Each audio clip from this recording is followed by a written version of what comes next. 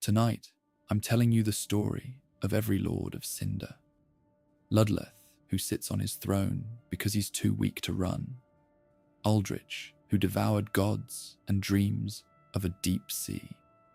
The Abyss Watchers, who became the very thing they swore to destroy. Yhorm, who linked the fire for his people and lost everything. And Prince Lothric, who was born to be a lord and chose to let the world burn instead. This is why they all refused to return. This is the complete story of the Lords of Cinder. If you enjoy this, please like and subscribe. Linking the fire is often presented as a grand act of salvation, but the reality is much darker. A Lord of Cinder isn't just a powerful warrior who won a battle. They are a person whose soul was deemed potent enough to serve as fuel for the first flame. What the games establish is that this process isn't about glory or reward. It's a brutal form of self-immolation that consumes the individual entirely. By the time someone is chosen, they're no longer viewed as a person, but as a resource. They're a battery meant to keep the Age of Fire running for just a little longer. This isn't a coronation. It's a ritualistic execution where the candidate is burned alive for centuries until nothing remains but ash and a lingering cinder of their former self. Dialogue from this character suggests that the pain of the burning is unimaginable. Ludleth of Corland speaks of the charred flesh and the searing heat that never truly leaves the mind. To be a Lord of Cinder is to endure a state of permanent, agonizing destruction. Your memories, your personality, and your physical form are all fed into the kiln. You aren't stepping into the fire to become a god. You're stepping into the fire to be deleted. The goal is to sustain a world that refuses to end, and you're the cost of that refusal. It's a lonely, silent fate that strips away everything that once made the person human. Item descriptions imply that the physical transformation is horrific. When a Lord of Cinder is resurrected, they return as charred husks. They carry the marks of the fire on their skin and in their eyes. They're effectively walking cinders, living evidence of the violence they endured. This isn't a resurrection of the person, but a reanimation of the fuel. The fire has taken what it needed, leaving behind a shell that only knows the hunger of the flame.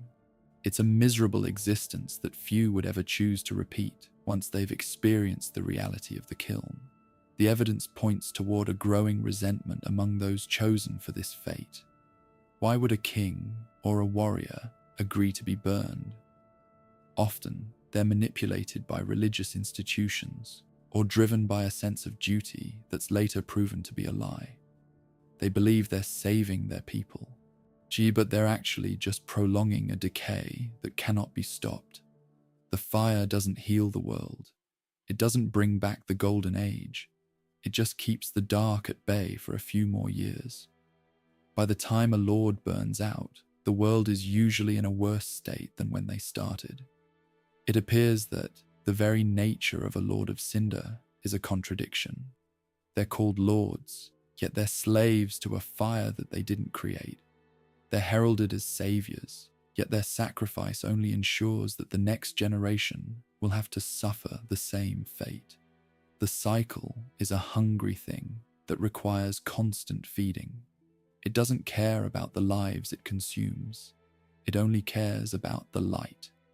This is the heavy truth that every lord eventually learns. They aren't the masters of the fire.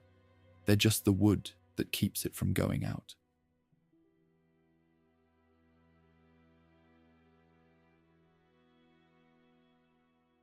By the time the events of Dark Souls 3 begin, the cycle is repeated countless times, and the first flame is exhausted. The fire is no longer the roaring sun it once was. It's a pathetic, flickering thing that can barely sustain the weight of reality. Environmental storytelling suggests that the world is literally folding in on itself as a result of this fatigue. The transitory lands of the Lords of Cinder are converging at Lothric, pulling across space and time to gather around the dying flame. It's a physical manifestation of a world that's running out of room and running out of time. What the games establish is that the kingdom of Lothric was built entirely around the purpose of producing someone willing to burn. It's a civilization founded on the obsession with fire linking. Every institution, from the high priestesses to the grand archives, exists to ensure that a worthy heir is ready when the flame begins to fade. This expectation creates a suffocating atmosphere for everyone inside the walls. People aren't raised to live, they're raised to be kindling. The royal bloodline has engaged in unspeakable acts to ensure the potency of their souls, turning the act of procreation into a grim engineering project. The evidence points toward a total breakdown of the natural order. The sun has become a dark sign in the sky, weeping fire over a world that's turning to dust.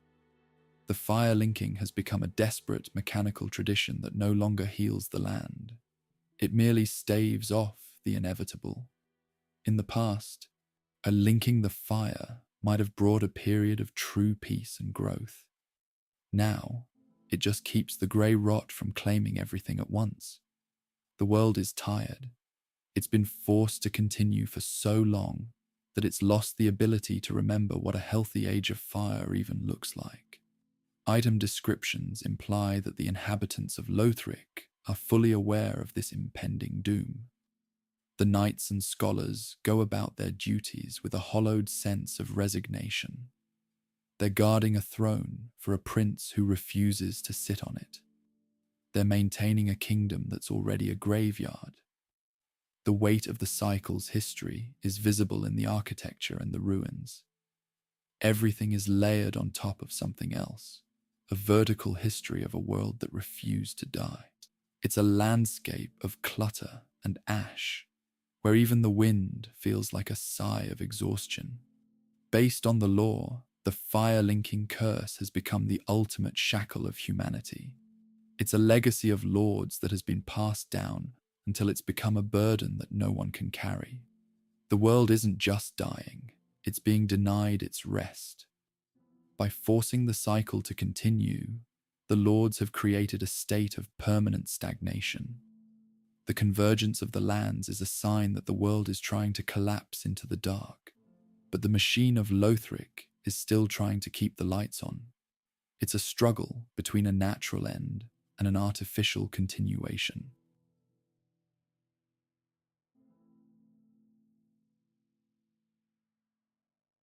The inciting crisis of the game occurs when Prince Lothric refuses his destined duty to link the fire. This refusal is a catastrophic failure for the kingdom's mechanical religion. Without an heir to feed the flame, the world faces an immediate descent into the dark. The records indicate that the Bell of Awakening was tolled as a last resort. This bell has the power to resurrect previous Lords of Cinder from their graves. The hope was that these ancient heroes would return to their thrones and offer their souls as emergency fuel to sustain the age. It appears that the plan backfired almost immediately. When the lords rose from their coffins, they didn't march to the Firelink shrine to be burned again.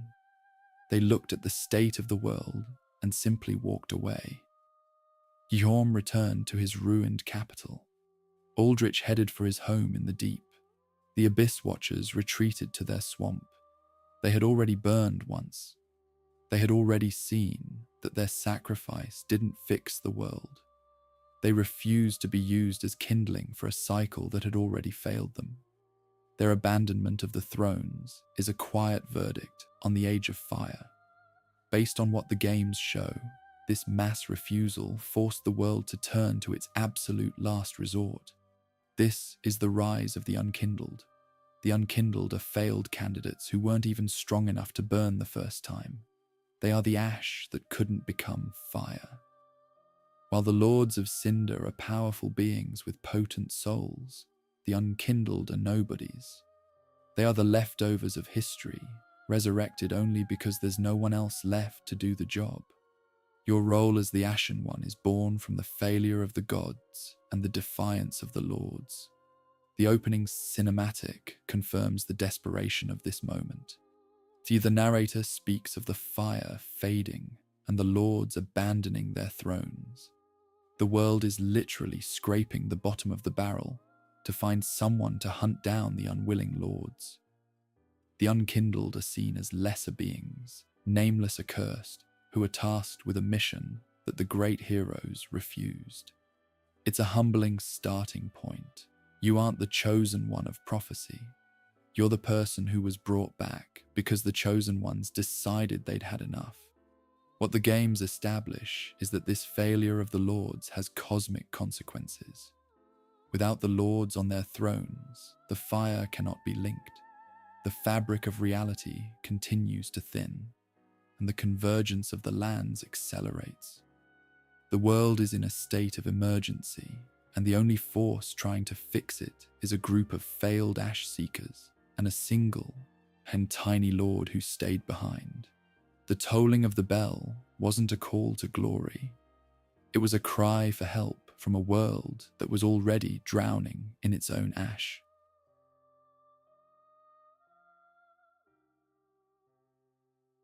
Before diving into the stories of those who refused, we must examine the one lord who actually returned. Ludleth of Corland is a tiny, frail man who sits upon his massive throne in the Firelink Shrine. He doesn't look like a legendary hero or a powerful conqueror. He's a self-exiled exile who willed himself a lord through sheer mental strength and the forbidden art of soul transposition. While the other lords fled to their old homes to wait for the end, Ludleth stayed. He chose to be charred again, solely to give the world one last chance to find a different path. What little is confirmed suggests that Ludleth's first linking of the fire was an act of pure willpower. He wasn't born into royalty or blessed with a divine soul. He took the souls of others and shaped them, using transposition to make himself a worthy candidate. This process is seen as a sin by many, but Ludleth saw it as a necessity. He's a man who understands the cost of the fire better than anyone. He doesn't hide from the pain. He talks about the accursed aroma of his own burning flesh that still haunts his dreams. He is a lord who is fully aware of the horror he is perpetuating. The fragments of lore around this point toward Ludleth being a man of intense conscience.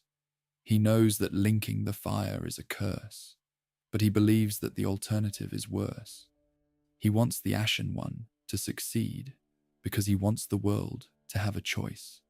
He is a quiet, dying man who represents the last shred of dignity in a world that's lost its way. His presence in the shrine is a constant reminder of what returning actually looks like. It's not a heroic comeback, it's a slow, agonizing wait for a second death. Dialogue from this character implies a deep connection to the history of the cycle. He mentions the eyes of the first firekeeper and the dark visions they reveal. He warns the player about the betrayal that might be necessary to end the cycle. Ludleth isn't just a battery, he's a witness. He's seen the cycle turn many times, and he's decided that even a failing age is better than the silence of the dark. He's a tragic figure because he's choosing to suffer for a world that doesn't even know his name. The opening cinematic confirms his status as a Lord of Cinder, showing him amongst the others who rose. But while the others are shown in their former glory, Ludleth is shown as he is, small, burned, and stationary. He's the only one who realized that the duty of a lord doesn't end when the fire goes out. He is the anchor that allows the unkindled to begin their hunt. Without Ludleth, there would be no way to process the souls of the other lords. He is the technical and moral center of the mission, a man who gave up his legs and his life to keep a tiny spark alive.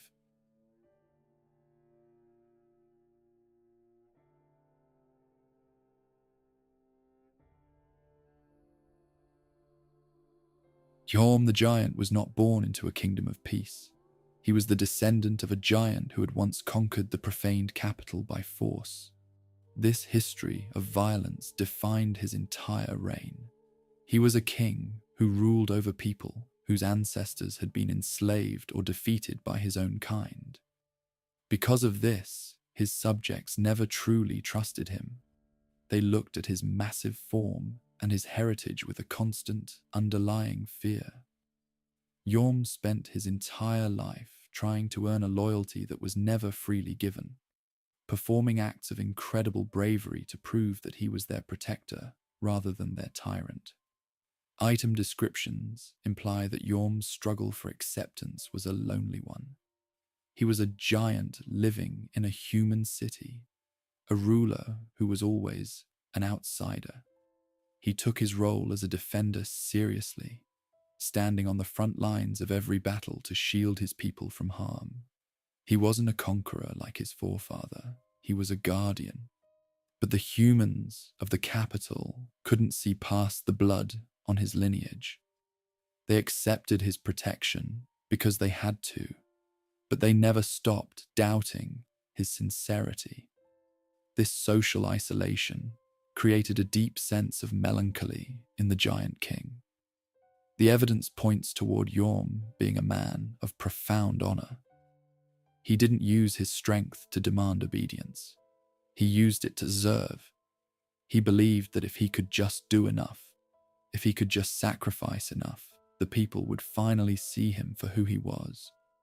This desire to be loved by his subjects became his driving motivation. It was a noble goal, but it was built on a foundation of historical resentment that he could never truly erase. He was a king of ash long before he ever touched the first flame, ruling over a city that only tolerated his presence. Based on what the games show, the profaned capital was a wealthy and powerful city, but it was also a place of hidden corruption. The human citizens were more interested in their own gain than in the well-being of their giant protector. They used Yhorm as a weapon and a shield, but they gave him nothing in return. This one-sided relationship is the core tragedy of his life. He was a man who gave everything to a people who were waiting for him to fail. He was a king who carried the weight of a kingdom that didn't want him. The fragments of lore around this point toward a world where giants and humans have a complicated, often violent history. Yhorm was a bridge between these two races, but the bridge was constantly being undermined by fear. He stood tall as a pillar of the community, but he stood alone. His life was an act of penance for a conquest he didn't lead, a desperate attempt to be a hero in a land that only saw him as a monster. This isolation is what made his eventual choice to link the fire so desperate and so poignant.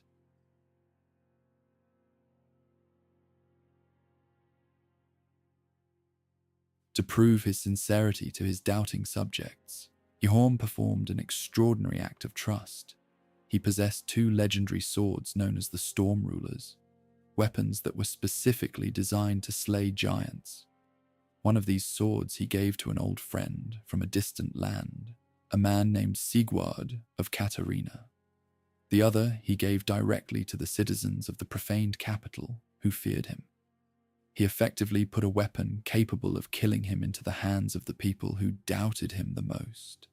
It was a physical declaration that he would never use his power to oppress them. What the games establish is that even this ultimate gesture wasn't enough to earn their trust. The people took the sword, but they kept their suspicion. The Storm Ruler became a lore object that represented the gap between the king and his subjects. It sat in the capital as a reminder that the people were always ready to execute their ruler if he ever stepped out of line. Yhorm's vulnerability was a gift that they accepted with cold hearts. He had stripped himself of his greatest defense to show his love. and the city responded with a sharpened blade. Environmental storytelling suggests that the bond between Yhorm and Sigurd was the only genuine relationship the giant had. Sigurd was a man of honor, who saw Yhorm for the hero he truly was. They shared a promise that if Yhorm ever lost his way or failed in his duty, Sigurd would be the one to use the Storm Ruler to end his life. This was a pact of mercy, a way to ensure that Yhorm would never have to live as a hollow or a failure. It's the only part of Yhorm's life that wasn't defined by the resentment of his subjects. It appears that Yhorm's combat style changed as a result of his emotional state. He was a warrior who had once carried a great shield to protect others, but eventually he abandoned it.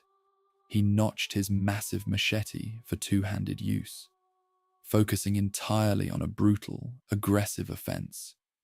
He had given away the weapons that could kill him, and he had given away his shield.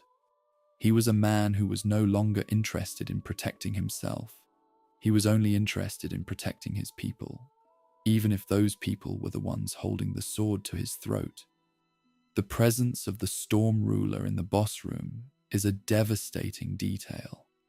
It tells us that the people he trusted never used it to help him. They kept it as a trophy or insurance policy, while Yhorm sat alone on his throne. The sword is a symbol of a trust that was betrayed by indifference. Yhorm gave them the power to kill him, and in the end, they just let him burn. It's a tragic irony that the only person who actually came to fulfill the promise of the sword was his old friend from Katarina.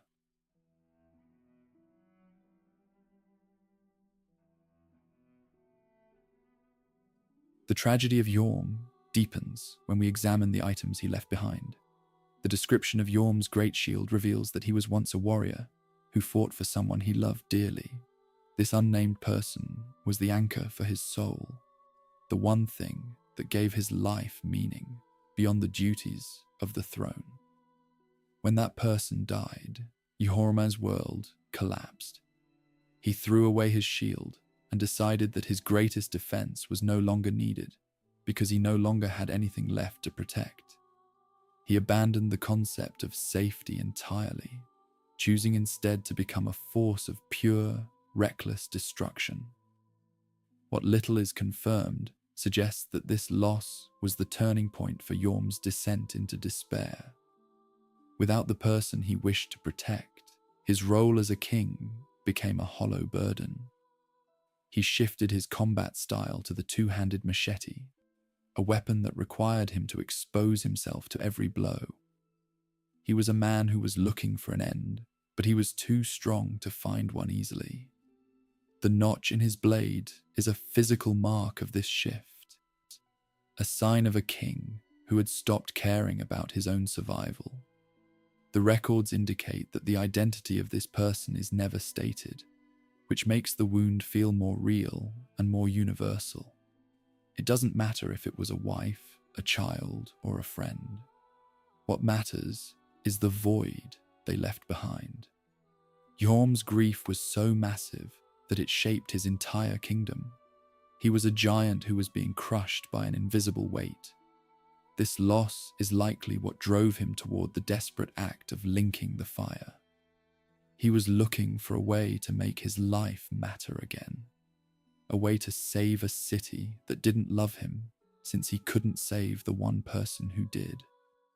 Dialogue from this character implies that the pain of loss is what eventually hallows an undead. For Yhorm, this process started long before he died. He was hollowing from the inside out, and his memories of the person he lost being the only thing he had left. The great shield he discarded sits as a monument to a love that failed. It's a piece of lore told through equipment, showing a man who traded his protection for a faster path to the end. He was a hero who had lost his heart, leaving only the duty of a king to guide him. The absence of a shield in the boss fight is a tactical choice that carries heavy narrative meaning. Yhorm is a boss who is easy to hit but hard to hurt, a reflection of a man who has invited the world to strike him. He stands before you with no defense, a giant who is already dead in every way that counts. He is a king of grief, ruling over a city of ghosts, waiting for someone to finally break through his iron skin. The person he lost was the sun of his world, and without them, he was already wandering in the dark. Part 8. The Profaned Flame. Yhorm linked the fire. The ultimate threat to Yhorm's kingdom was the Profaned Flame. This was an undying, corruptive fire that had been unleashed by the curse of 4 female relatives of an unknown oracle.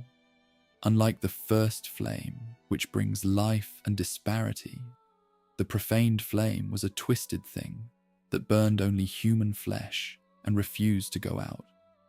It sat beneath the capital, a glowing reminder of a sin that the city could not erase. Yhorm believed that if he became a Lord of Cinder and linked the first flame, he could neutralize the Profaned Flame and save his people from its corruption. The confirmed details suggest that this was an act of pure, desperate sacrifice. Yhorm didn't want the power of a lord.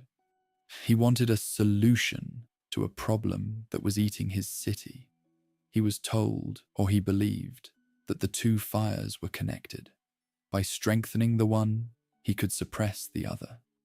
He marched to the kiln with the weight of the profaned capital on his back, offering his massive soul to the flame, in the hope that his subjects would finally be safe.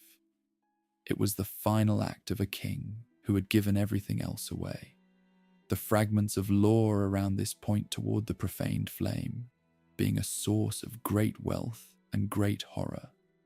The scholars of the capital had tried to harness it, but they had only succeeded in bringing a curse upon themselves. Yhorm was the only one brave enough to try to fix their mistake. He was a giant trying to solve a human problem, a protector who was willing to burn himself to ash for a city that still held a storm ruler to his throat. He believed that this final sacrifice would be the proof of his love that they could no longer deny. Based on what the games show, the Profaned Flame is a shadow of the abyss, a fire that feeds on the dark within humanity. It's a persistent, hungry thing that represents the worst impulses of the capital's inhabitants. Yhorm's attempt to link the fire was a collision between the light of the gods and the darkness of human greed. He was caught in the middle, a hero who thought he could balance the scales. He stepped into the kiln with the hope of a savior, but he was walking into a trap that the fire had been setting for centuries. The lore points toward Yhorm's linking being one of the most powerful in history. His soul was immense, and the fire he produced was blinding. But the fire didn't just burn in the kiln. It echoed back across the world, reaching the profaned capital in a way that Yhorm never intended. He had sought to put out one fire with another, but he had only succeeded in creating a catastrophe. He was a lord who succeeded in his mission, but failed in his purpose. A king who saved the world and lost his home in the same breath. Part 8. The Profaned Flame. Why Yhorm linked the fire. The ultimate threat to Yhorm's kingdom was the Profaned Flame. This was an undying, corruptive fire that had been unleashed by the curse of 4 female relatives of an unknown oracle. Unlike the first flame, which brings life and disparity, the Profaned Flame was a twisted thing that burned only human flesh and refused to go out. It sat beneath the capital, a glowing reminder of a sin that the city couldn't erase. Yhorm believed that if he became a Lord of Cinder and linked the first flame, he could neutralize the Profaned Flame and save his people from its corruption. What the games establish is that this was an act of pure, desperate sacrifice. Yhorm didn't want the power of a lord. He wanted a solution to a problem that was eating his city. He was told, or he believed, that the 2 fires were connected. By strengthening the one, he could suppress the other. He marched to the kiln with the weight of the profaned capital on his back, offering his massive soul to the flame in the hope that his subjects would finally be safe. It was the final act of a king who'd given everything else away. The profaned flame was a source of great wealth and great horror. The scholars of the capital had tried to harness it, but they'd only succeeded in bringing a curse upon themselves. Yhorm was the only one brave enough to try to fix their mistake. He was a giant trying to solve a human problem, a protector who was willing to burn himself to ash for a city that still held a storm ruler to his throat. He believed that this final sacrifice would be the proof of his love that they could no longer deny. This fire was a shadow of the abyss, a flame that feeds on the dark within humanity. It's a persistent, hungry thing that represents the worst impulses of the capital's inhabitants. Yhorm's attempt to link the fire was a collision between the light of the gods and the darkness of human greed. He was caught in the middle, a hero who thought he could balance the scales. He stepped into the kiln with the hope of a savior, but he was walking into a trap that the fire had been setting for centuries. Yhorm's linking was one of the most powerful in history. His soul was immense, and the fire he produced was blinding. But the fire didn't just burn in the kiln. It echoed back across the world, reaching the profaned capital in a way that Yhorm never intended. He'd sought to put out one fire with another, but he'd only succeeded in creating a catastrophe. He was a lord who succeeded in his mission, but failed in his purpose. A king who saved the world and lost his home in the same breath. Part 9. The fire. He burned them anyway. The disaster occurred the moment Yhorm linked the first flame. The act of linking didn't just burn the giant king. It sent a surge of fire back across the world to his home. A massive burst of flame descended from the sky and incinerated every human inhabitant of the profaned capital. The very fire Yhorm sought to use as a shield became the sword that executed his people.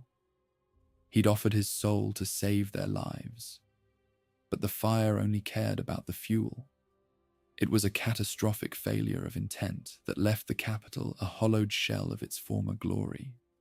The corpses of the citizens are still visible in the ruins today, seared into the walls of the throne room.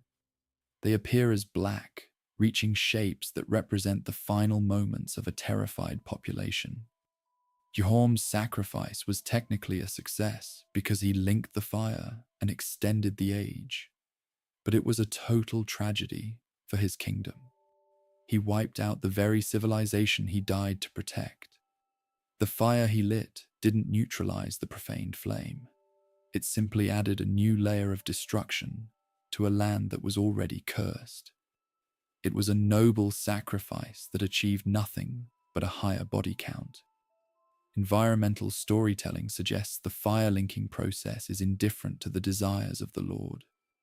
It is a raw, elemental force that consumes everything nearby. For Yhorm, just this meant that his love for his subjects was irrelevant to the fire's hunger. The fire took his soul and then took the souls of everyone he held dear. The profaned capital became a graveyard of charred bones and stagnant wealth.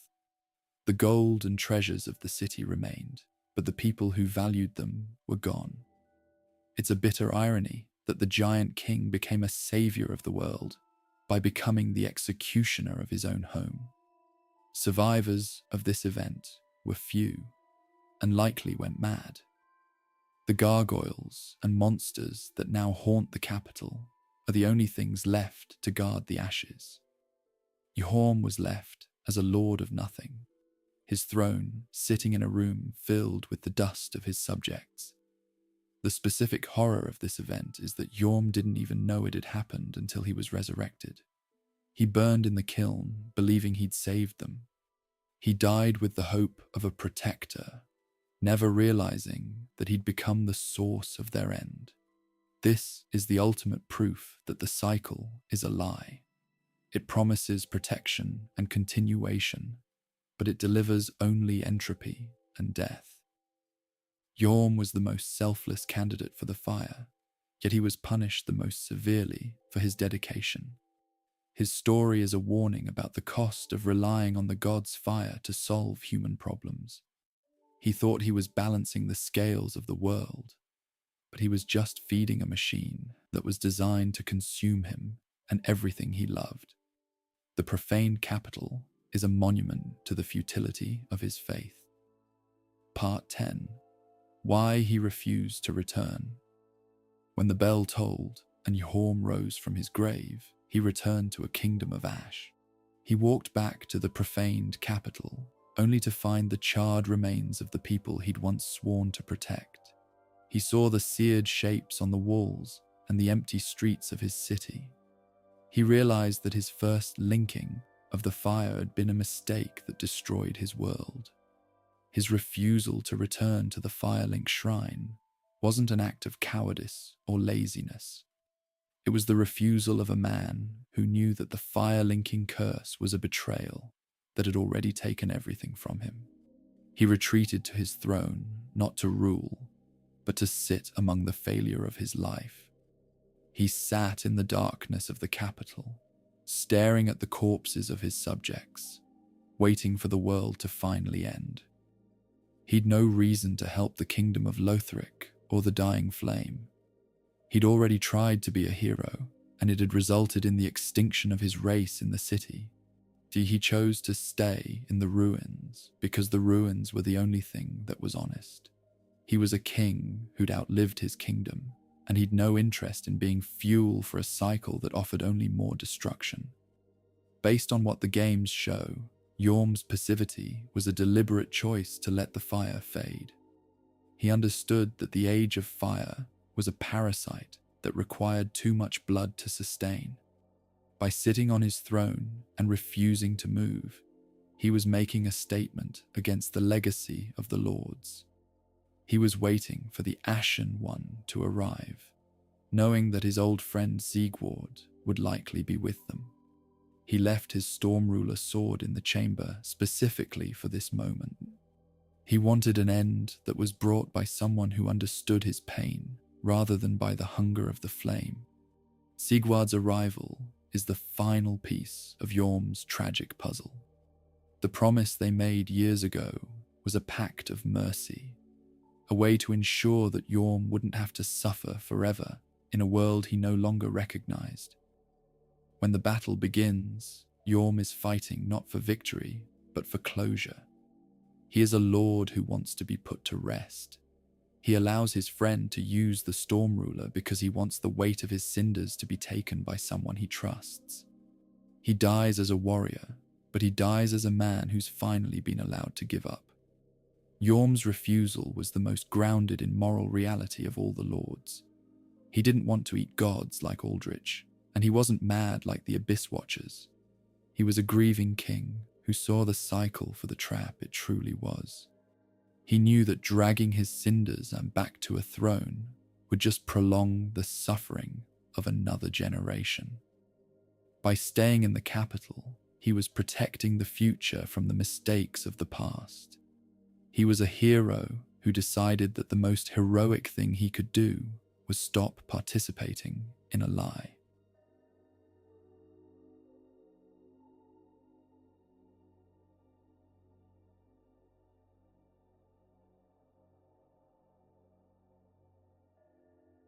Aldrich began his journey as a simple cleric of the Way of White in Irithil.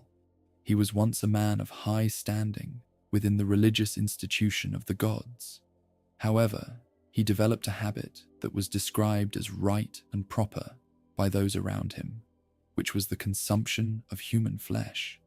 He didn't just eat for survival, he ate because he enjoyed the power and the weight it gave him. He consumed so many people that his physical form began to change, eventually melting into a massive sentient sludge of bone and rotten flesh. The fact that the Way of White continued to support him during this descent is a sign of the institution's corruption. Instead of punishing him, they built the Cathedral of the Deep to feed and contain him. They saw his growing power as a potential asset for the Age of Fire. They eventually decided that this cannibalistic monster was their best candidate to link the First Flame. This tells us everything we need to know about the state of the world. The gods were so desperate for fuel that they were willing to use a pile of human sludge to keep the sun from going out. Records indicate that Aldrich was forced to become a Lord of Cinder against his will. He didn't link the fire out of a sense of duty or love. He was herded toward the kiln by the priests who served him, seen as a sacrifice that would buy the world more time. This first burning didn't change his nature. It only made him more focused on his own survival. When he was resurrected by the bell, he carried the memory of that fire with him. He'd no intention of being burned a second time for a religion that had used him as a tool. His physical state as a lord is a horror beyond description. He is a mountain of dregs and human remains, a being that's lost all resemblance to the cleric he once was. He represents the ultimate end of greed and gluttony in the Dark Souls 3 universe. He didn't just take people's lives, he took their souls and their bodies, incorporating them into his own mass. He is a living graveyard that is constantly searching for more to consume. He is a lord of hunger, a stark contrast to the noble giant Yhorm or the duty-bound Abyss Watchers.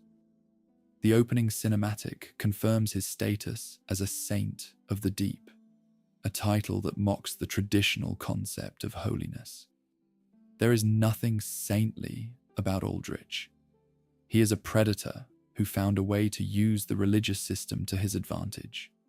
He allowed the priests to worship him while he ate their followers. He is a character who represents the rot at the center of the Age of Fire. By choosing Aldrich as a lord, the world proved that it's already dead inside. He is the physical manifestation of a cycle that's run out of morality and only has a room for hunger. Part 12. The Deep and the Age. It dreamed of. When Aldrich contemplated the fading of the fire during his first burning, he didn't see the Age of Dark that the gods so feared. He saw a different vision entirely, an age of the deep sea.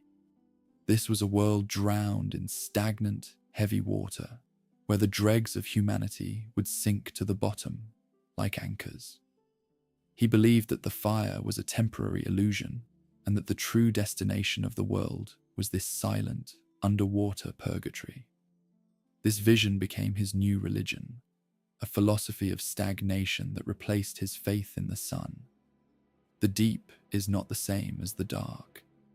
While the dark is a natural part of humanity, the deep is described as a place of dregs and heavy souls. It is a state of total stillness where nothing ever changes. Aldrich saw this as the ultimate victory over the cycle of fire. In the deep sea, there'd be no more burning and no more fading. There'd only be the weight of the water and the silence of the abyss. He wasn't trying to save the world. He was trying to prepare himself to be the apex predator of this coming age. It appears that his cosmological vision was equally about control, just a different flavor of it. He didn't want to be a lord who served the fire. He wanted to be a god who ruled the water. He saw the fire linking as a distraction from the reality of the deep. By refusing to return to his throne, he was actively working toward the drowning of the world. He wanted the fire to go out so that the deep sea could rise. He was a lord who defected to the other side, choosing the coming stagnation over the current decay. The Cathedral of the Deep was designed to facilitate this vision. The deacons and priests there were not worshipping the sun. They were guarding the sludge and preparing for the flood. They saw the dregs of humanity as the foundation of the new world. This movement represents a complete rejection of Gwyn's order.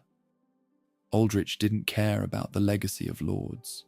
He only cared about the dregs. He was a character who found a way to be comfortable in the end of the world, looking forward to the dark water as if it were a reward. Item descriptions imply the deep is a corruptive force that turns people into monsters. The deacons themselves appear bloated and deformed, their faith having warped their physical forms. Aldrich was the center of this rot, the dreamer who saw a world of mud and thought it was beautiful. He is a lord who refused to return because he'd already found a better world to rule. He wasn't hiding from his duty. He was pursuing an ambition that made the fire linking look small and insignificant by comparison. Part 13. Pontiff Sulyvahn. The man who fed him, a god. Pontiff. Sulyvahn is the primary architect of Aldrich's rise after his resurrection. Sulyvahn was a sorcerer from the painted world who'd found a way to seize power in the real world. He declared himself pontiff, seized control of the Way of White, and effectively locked away the old gods of Anor Londo. Sulyvahn viewed Aldrich not as a master, but as a weapon.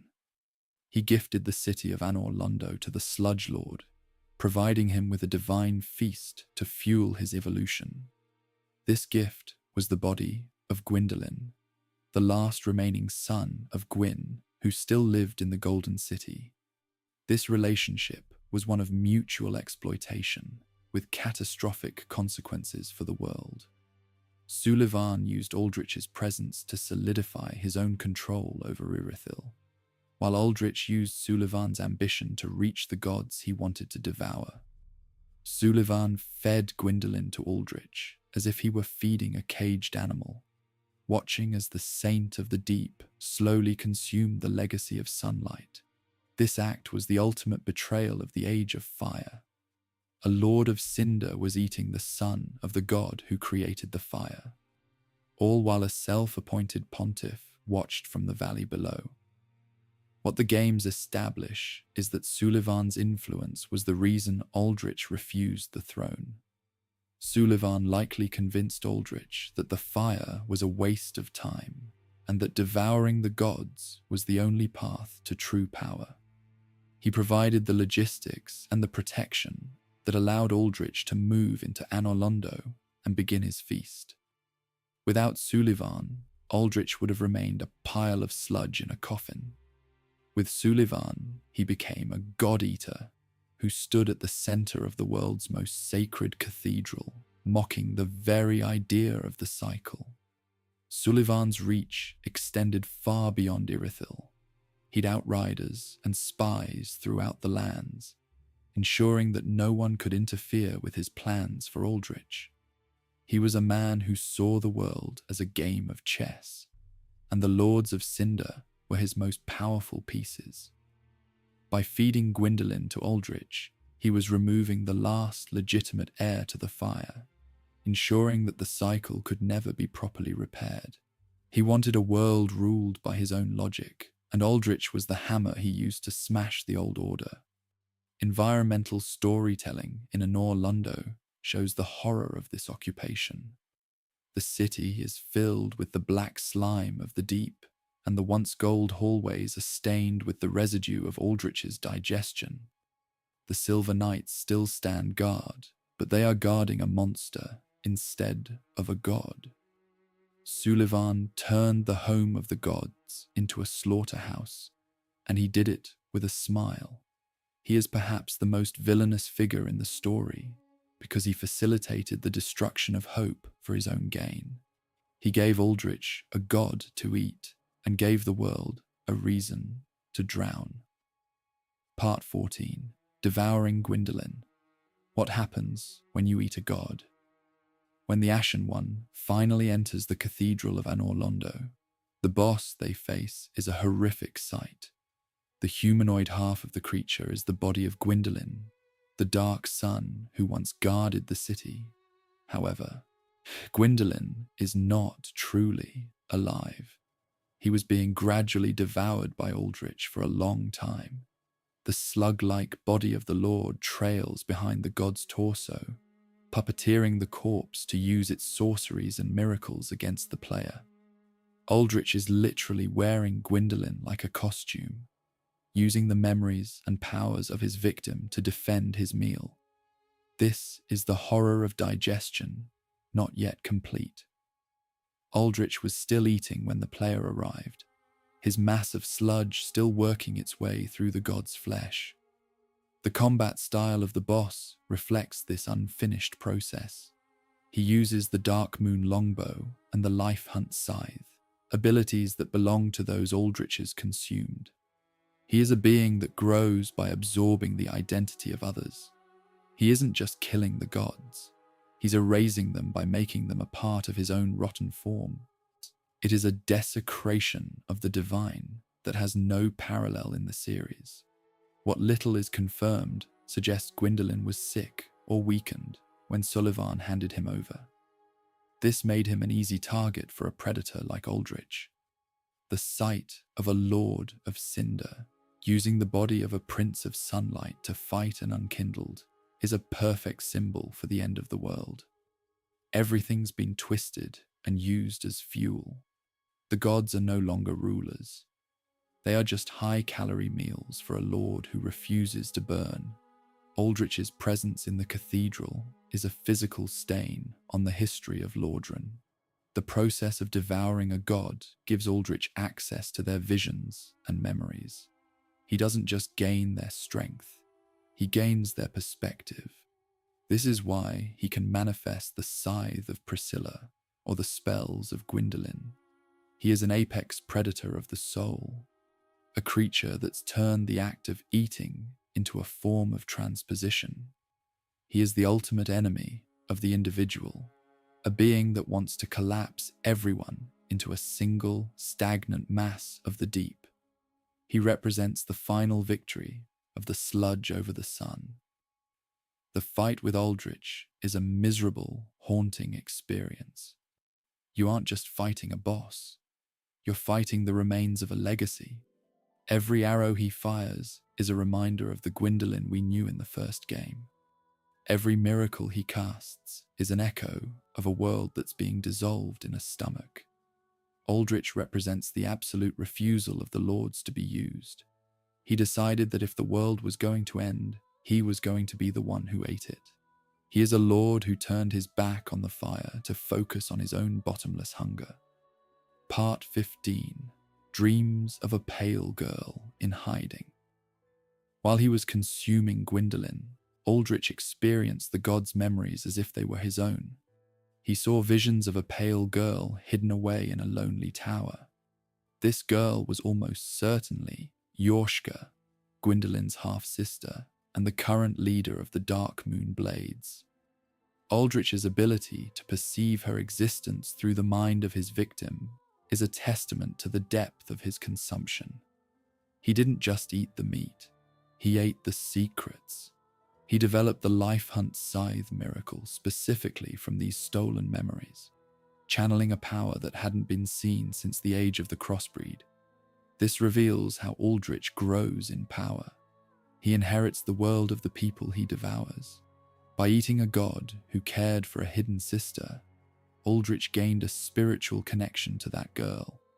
He began to dream of her, his sludge mind processing the love and protection that Gwendolyn felt. But for Aldrich, these dreams weren't about affection. They were about opportunity.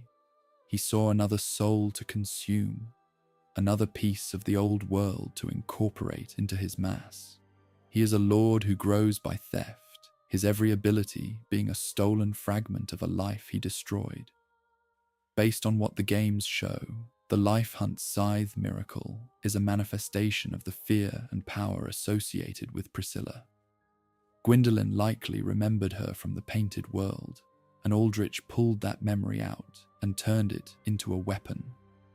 This is the ultimate form of cosmic plagiarism. Aldrich has no original powers of his own. He is just a collection of the things he's eaten. He is a being of total void, a hungry hole that fills itself with the lives of others. The dream of the pale girl is just one more secret that he's turned into a tool for killing. Yorshka remained hidden and safe from him only because the Ashen One arrived in time. Aldrich was likely planning to move on to her next once he'd finished with her brother. He is a predator who follows the trail of memories to his next meal. His refusal to return to the throne allowed him the time and space to pursue these divine targets. He was enjoying his new life as a god-eater, and the fire linking was the only thing that could stop his progress. He saw the fire as a rival for the souls he wanted for himself. The dream of the pale girl is one of the few moments where we see a hint of a personality inside the sludge. It is a dark, parasitic personality that values others only for what they can provide. Aldrich represents the absolute death of empathy. He takes the most intimate memories of a brother's love for his sister and turns them into a scythe to harvest more souls. He is a lord who's turned the act of dreaming into a tactical advantage. He is a nightmare that's learned how to use the memories of its victims to stay awake. Part 16. Why Aldrich refused the throne. Aldrich's refusal to return to the Firelink Shrine was born from a total lack of interest in the cycle's survival. Unlike Yhorm, who was broken by grief, or the Watchers, who were lost to madness, Aldrich was driven by a cold, calculated ambition. He realized that the Age of Fire was nearly over, and that the gods who sustained it were weak and vulnerable. He didn't want to save a dying sun. He wanted to eat enough gods to become the strongest being in the coming age of the deep sea. He left his coffin not from despair, but because the fire linking was a boring obligation that got in the way of his feast. The evidence points toward Aldrich seeing the kiln as a prison. He'd been used as a lord once before.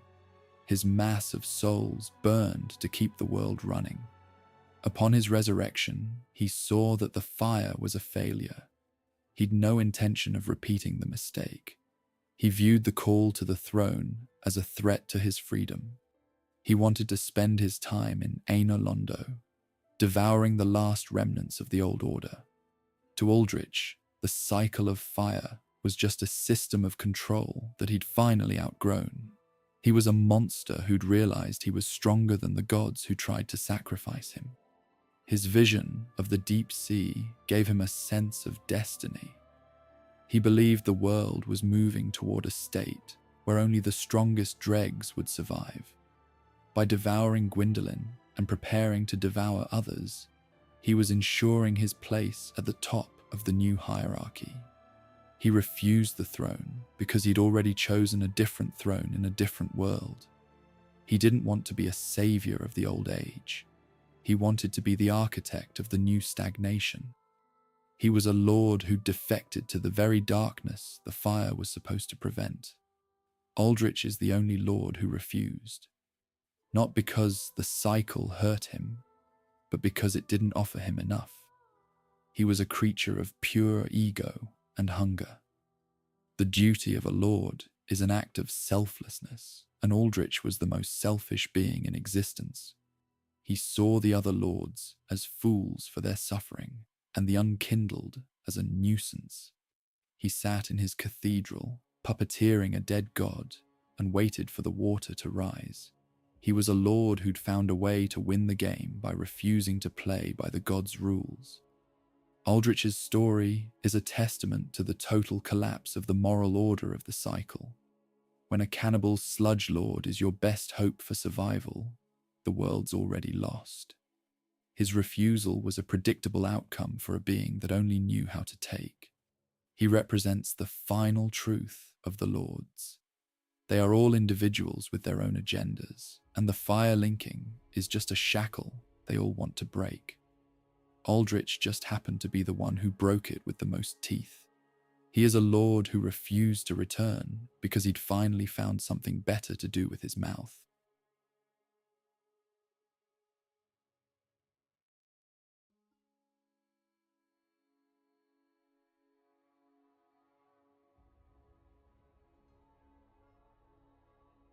Watchers didn't just stumble into their duty.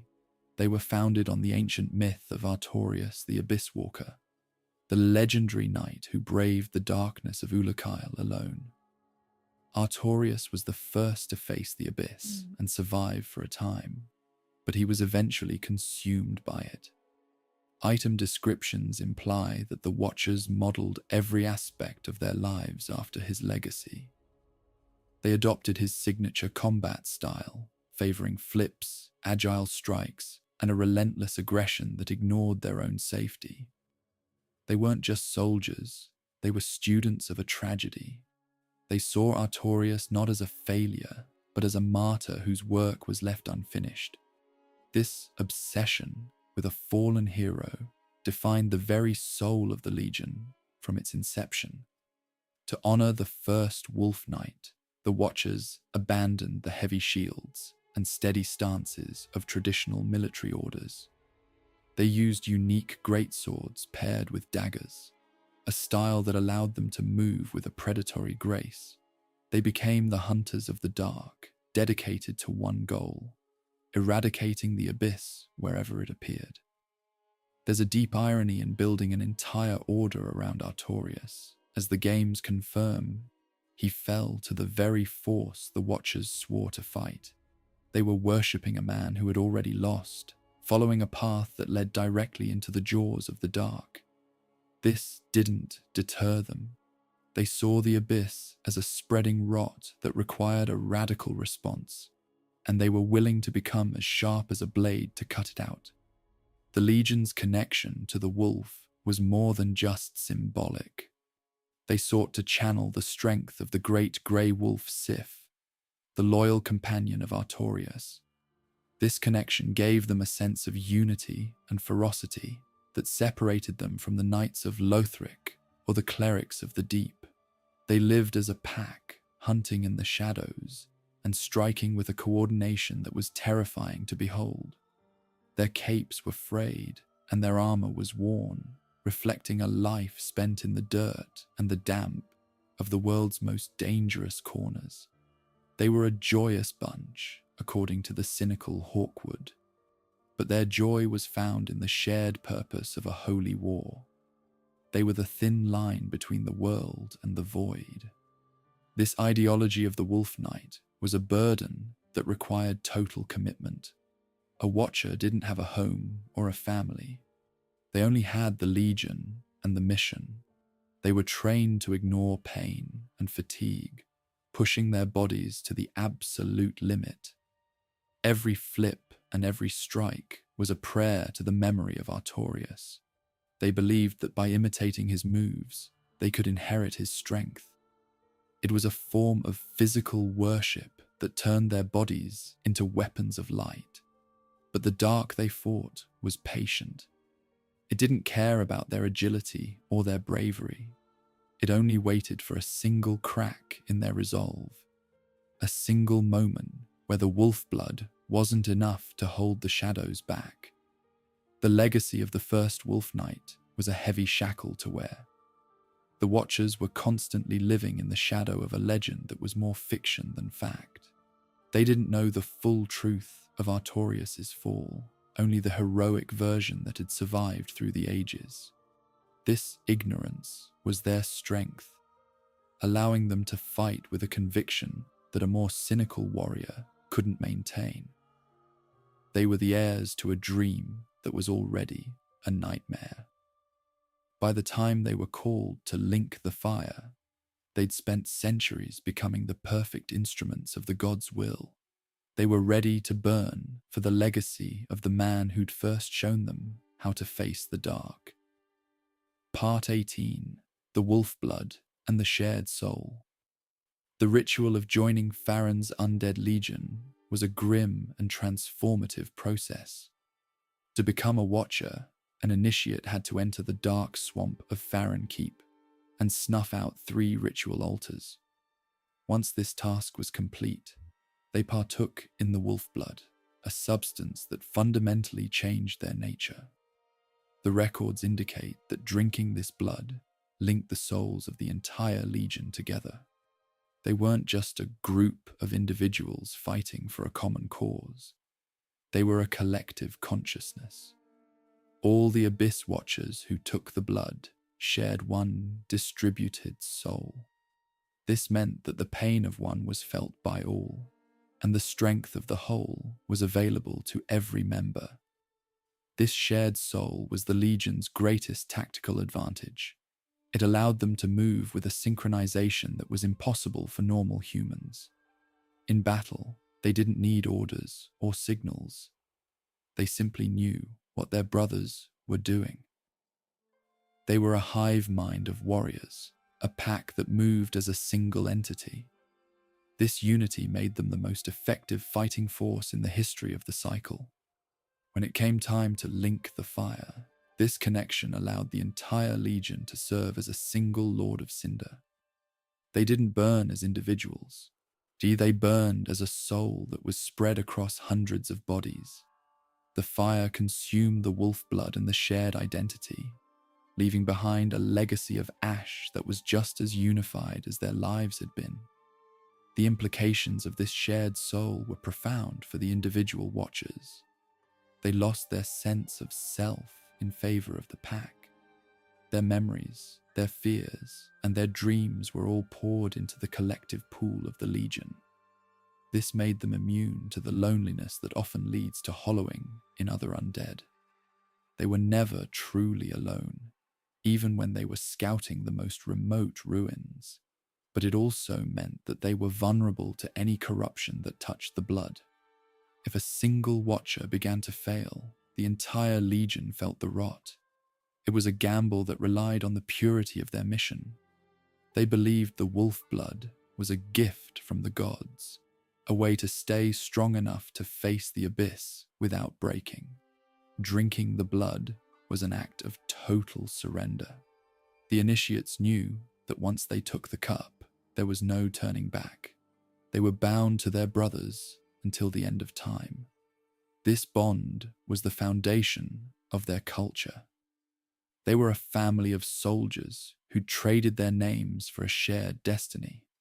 The wolf blood gave them a resilience that was legendary, allowing them to endure wounds that would have killed any other knight.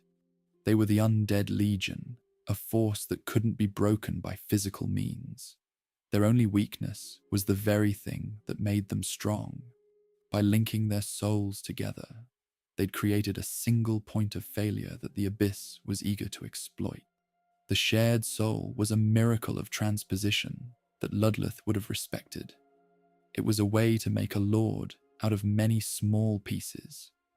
Each watcher was a cinder, but together they were a roaring fire. This collective power is why the kingdom of Lothric relied on them for so long.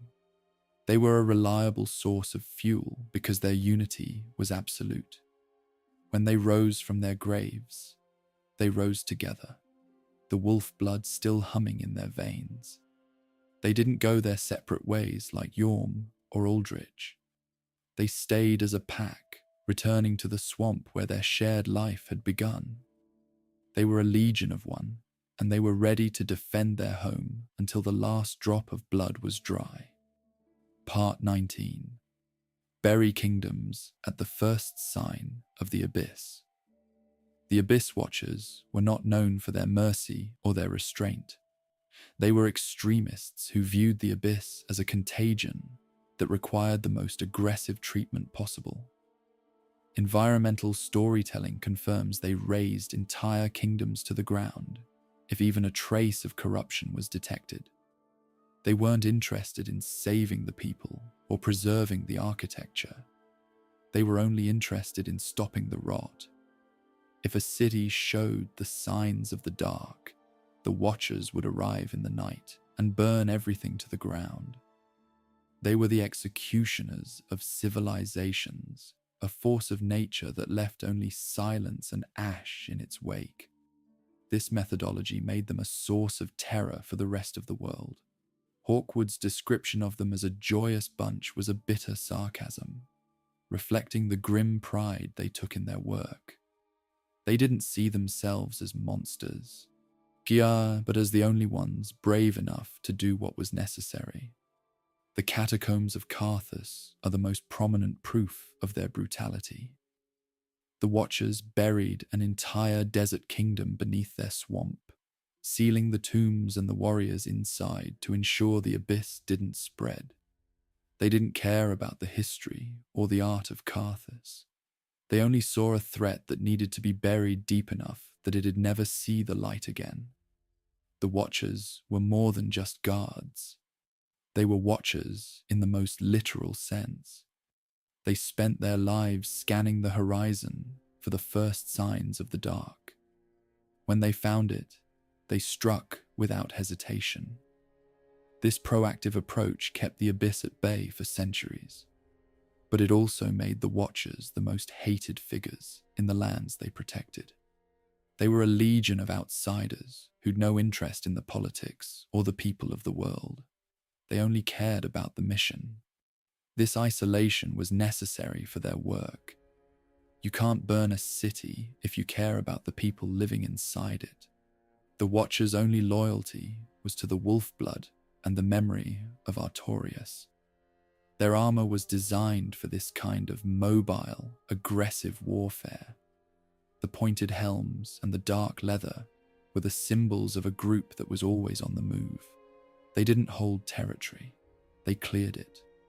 When the Legion linked the fire, they were at the peak of their power, a force that had kept the dark at bay through sheer violence. They believed their sacrifice would finally end the threat of the abyss, or at least buy the world a long enough peace to recover. They went into the kiln with the same cold efficiency they used to bury Carthus. They were the world's most effective exterminators, and they were offering themselves as the final solution. The tragedy of their extremism is that it didn't work. The abyss is a patient force that can't be cleared away with a sword. By burying kingdoms, the Watchers only created more darkness and more resentment. They were fighting a war of attrition against a force that had infinite time. Their brutality was a sign of their desperation, a realization that they were losing the battle even as they won every fight.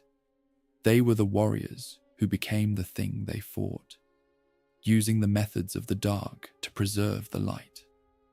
By the time the fire linking was complete, the Watchers' legacy was one of blood and ruins. They'd saved the world by destroying everything in it. Part 20, linking the fire and the betrayal of the wolf blood. Linking the fire was the ultimate act of duty for Farron's undead legion, but it was also the moment their purpose began to hollow out.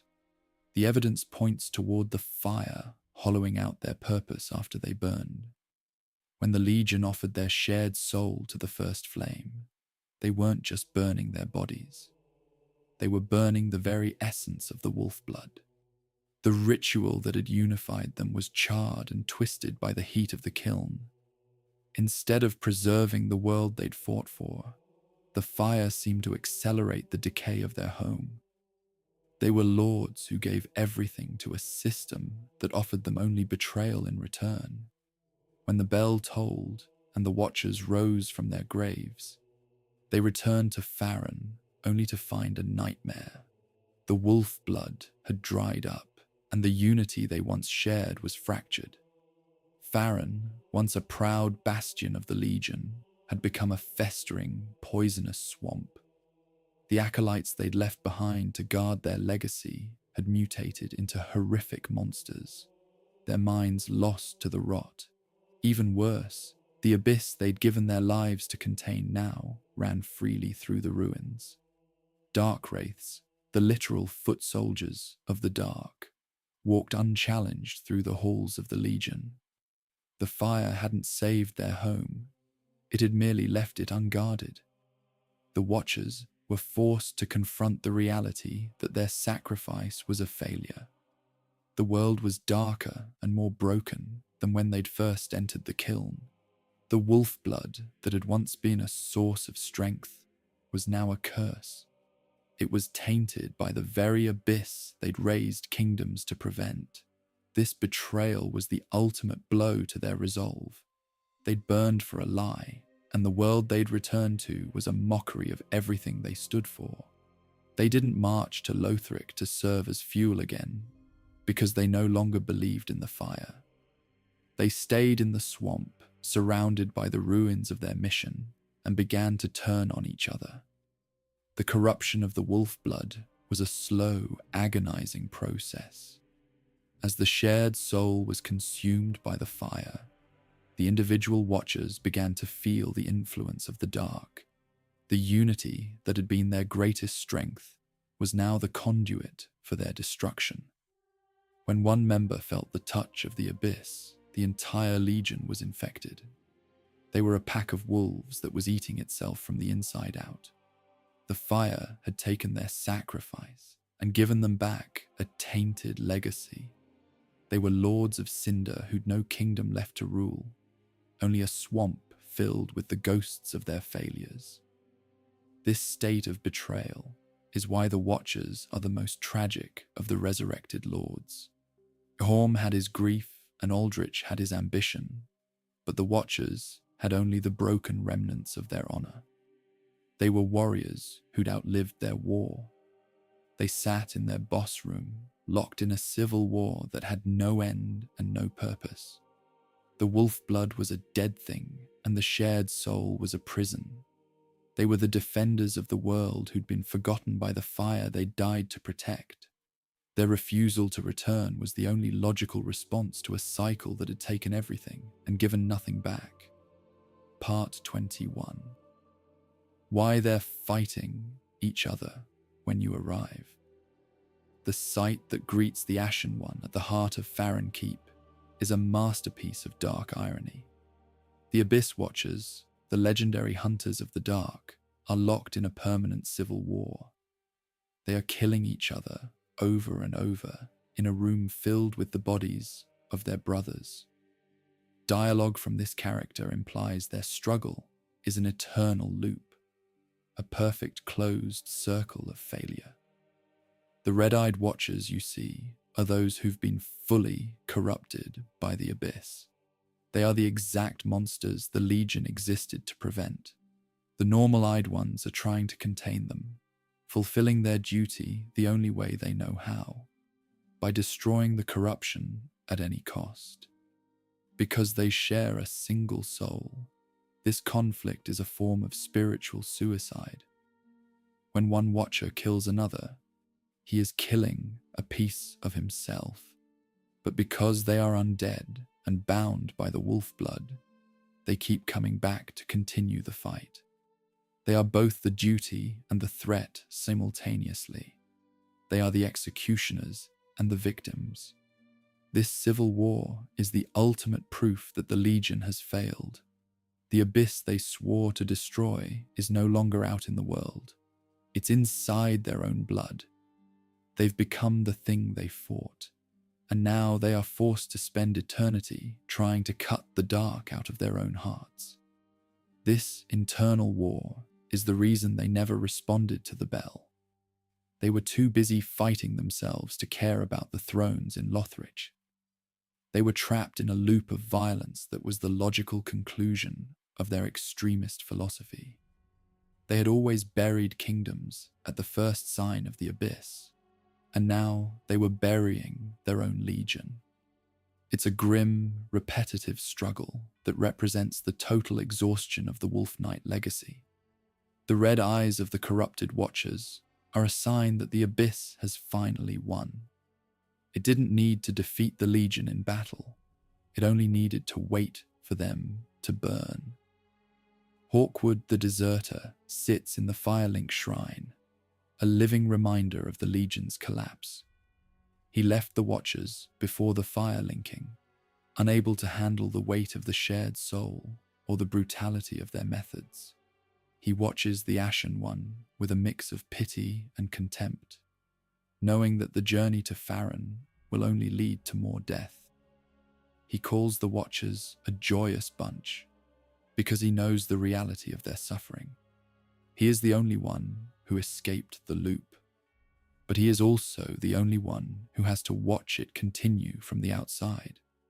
His presence in the shrine is a testament to the fact that even the Legion's most loyal soldiers eventually realized the fire was a lie. The fight with the Abyss Watchers is one of the most emotional encounters in the game. You aren't just fighting a boss, you're entering a tragedy. You watch as the warriors turn on each other, ignoring you until you become the most immediate threat. When the second phase begins and the shared soul gathers into a single body, you are facing the concentrated essence of the Legion's failure. The fire that gathers on the sword is a reminder of the kiln, a sign that they are still Lords of Cinder, even in their madness. You are putting down a pack of rabid wolves that was once the world's greatest protection. It's a mercy killing that finally ends the loop of the wolf blood.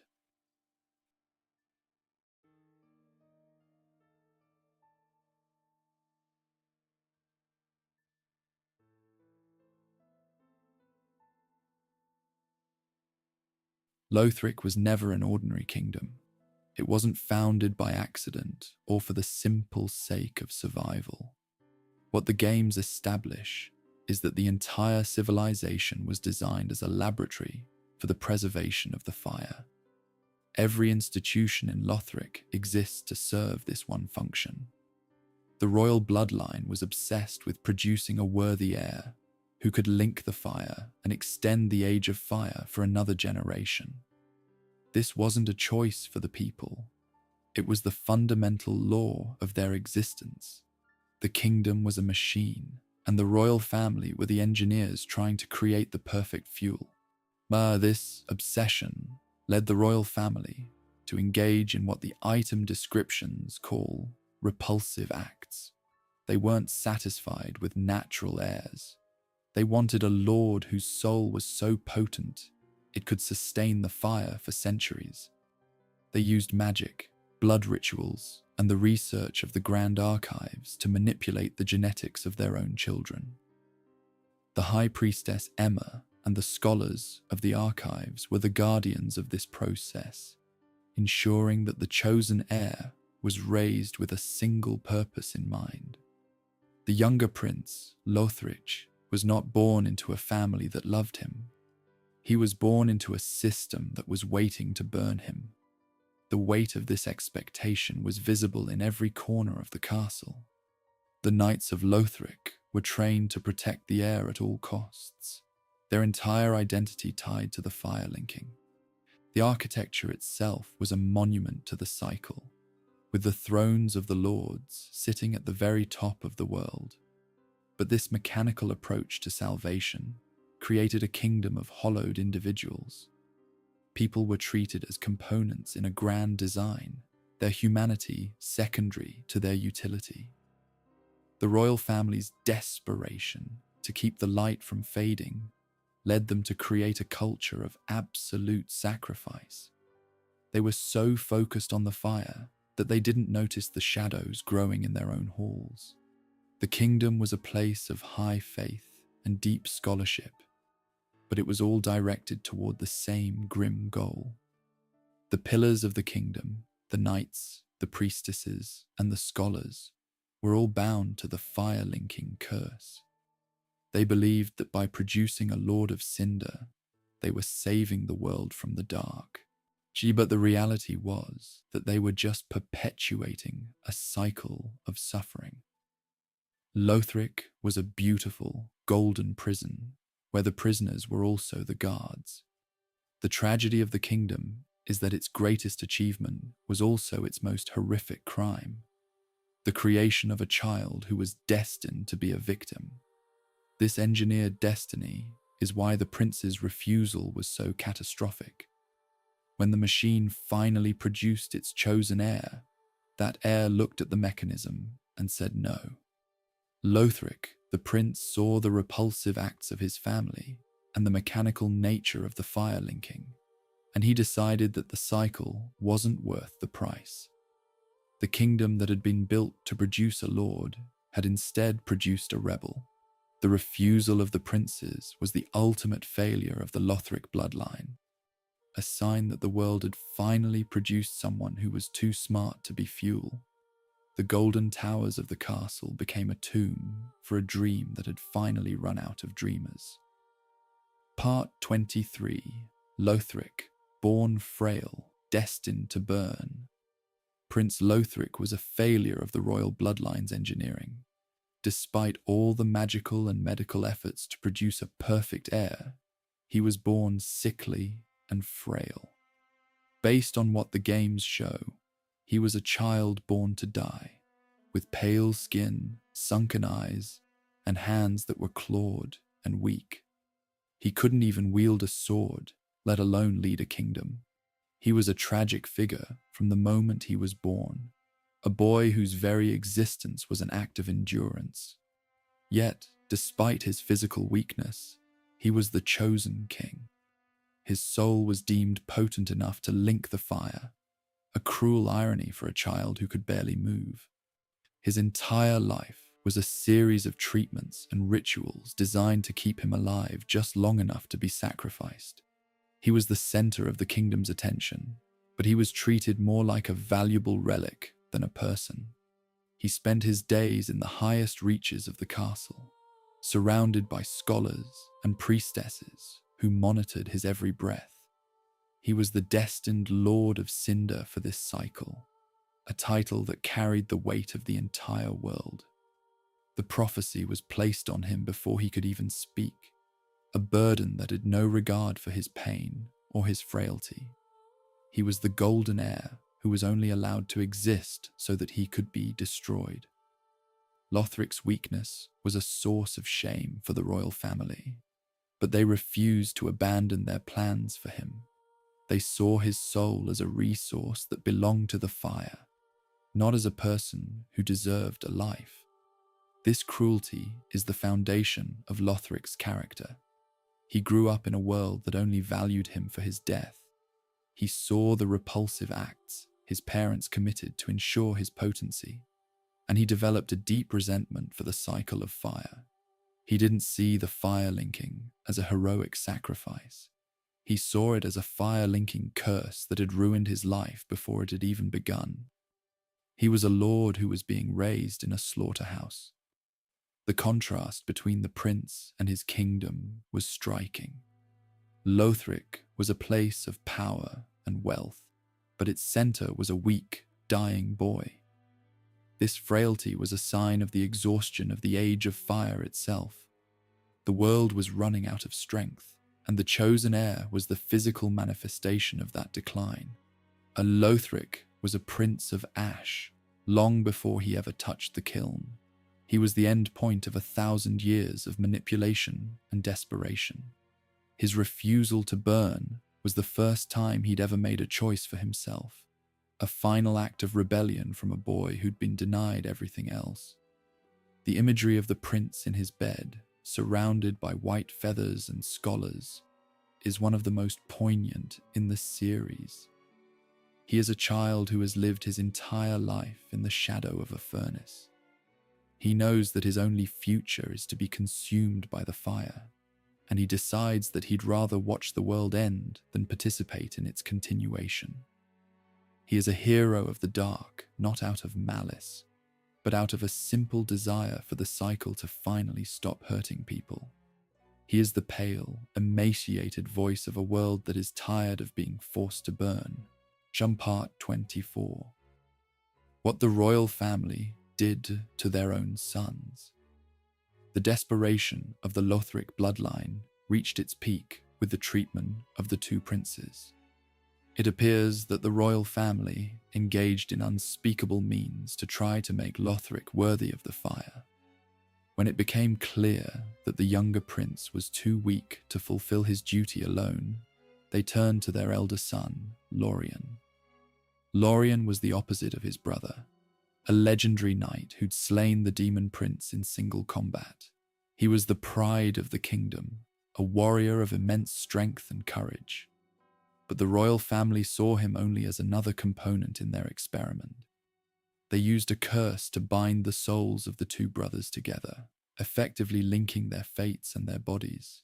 The opening cinematic confirms their souls were bound together, but the cost was horrific. Lorien accepted the curse willingly, choosing to take on his brother's frailty and pain so that Lothric might have the strength to survive. This act of brotherly love left Lorien mute and crippled, his legs no longer able to support him and his voice stolen by the magic that bound them. He sacrificed his glory and his health to stay by his brother's side, a knight who chose disability out of a love that was stronger than his duty to the fire. This bond created a unique, dual Lord of Cinder. They weren't two separate entities, but a single soul wearing two bodies. The royal family believed this would ensure the success of the fire linking, but they failed to account for the brothers' own agency. By binding them together, they'd given the princes a source of strength that was independent of the kingdom's expectations. They were no longer the tools of the royal bloodline. They were a unit that had its own will.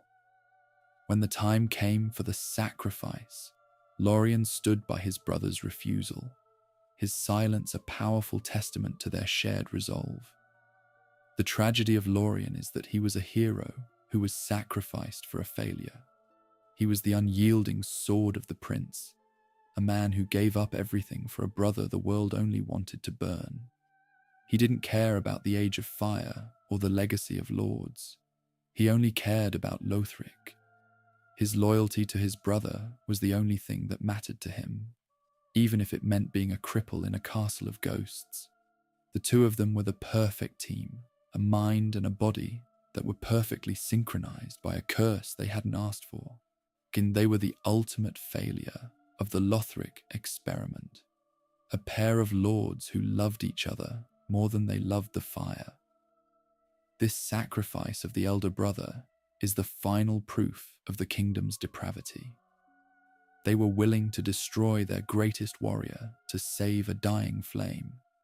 They treated their sons like livestock, breeding and branding them for the sake of a cycle that was already over. The brothers' refusal was a verdict on their parents and their culture. They chose to be accursed together rather than be lords apart. They retreated to the farthest chamber of the castle, a crippled knight and his frail prince, to wait for the end of a world that had never given them a chance to be happy. Part 25.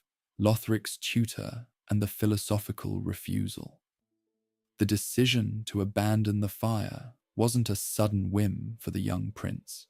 It appears that his conviction was shaped by the teachings of a private tutor, a scholar who possessed a deep skepticism of the first flame. This figure is mentioned in the records as the first tutor of the prince, a man who doubted the linking of the fire. Some believe this scholar was Pontiff Sulyvahn before his rise to power, while others see the influence of Aldrich, the scholar who once questioned the very nature of the cycle. Regardless of his name, his message was clear. He taught Lothric that the fire linking was a curse, and that the legacy of lords was a shackle designed to keep humanity in a state of perpetual suffering. Lothric was a child of high intellect who spent his days in the Grand Archives, surrounded by the forbidden knowledge of the world. He didn't just hear the words of his tutor, he studied the history of the cycle and saw the pattern of collapse that followed every linking. He realized that the fire didn't save the world, but merely delayed the inevitable at a horrific cost. This philosophical position set him apart from the other lords. While Yhorm was driven by emotion and the Watchers were lost to blood, Lothric was acting on a conscious, intellectual rejection of the entire system. He looked at the history Gwyn started and decided it didn't deserve to continue for a single day more. Based on what the games show, this education turned the prince into a radical pacifist. He didn't want to conquer or destroy, he simply wanted to be left alone to watch the world end. He saw the repulsive acts of his family as the final proof that the fire had corrupted everything it touched. By refusing his duty, he was committing the ultimate act of treason against his bloodline and his kingdom. He believed that letting the flame fade was the only way to be truly free. It was a position of extreme clarity in a world of madness, a choice to embrace the quiet dark rather than be used as fuel for a failing sun. The influence of the scholar is visible in the prince's dialogue. He doesn't speak with the anger of a rebel, but with the weary resignation of a man who has seen too much. He calls the fire linking a curse because that is how it was framed for him since his youth. He wasn't running from his duty because he was afraid of the pain. He was running because he believed the duty itself was a crime. This intellectual foundation made him the most dangerous of the lords. You can't reason with a man who has already reasoned himself into the end of the world.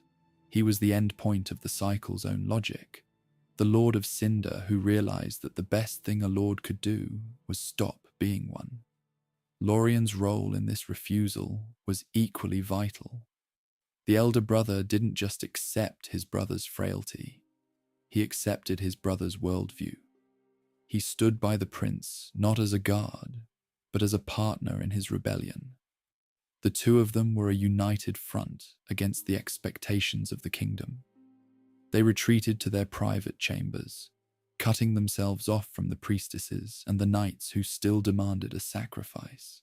It's a haunting image of two brothers choosing each other over a world that had only ever tried to use them. They were the first to say that the fire had taken enough, and they were willing to let the world turn to ash to prove it. Part 26. Settled far, far away to watch the fire fade. The brothers retreated to the farthest reaches of Lothric Castle, a sanctuary built at the very top of the converging lands. This chamber was more than just a bedroom. It was a fortress of isolation where they could wait for the end in peace. Environmental storytelling suggests that they had completely abandoned their roles as rulers. The room is filled with white feathers, a symbol of the angelic faith that had once vied for power within the kingdom. These feathers create an atmosphere of strange, quiet divinity, as if the brothers were already living in a world beyond the fire. They sat together in the silence, a crippled knight and his pale prince, and watching the sun turn into a dark sign over the horizon. This sanctuary was a rejection of every obligation they owed to the world. They didn't care about the fading flame or the converging lands. They were content to stay in their room and watch the world collapse.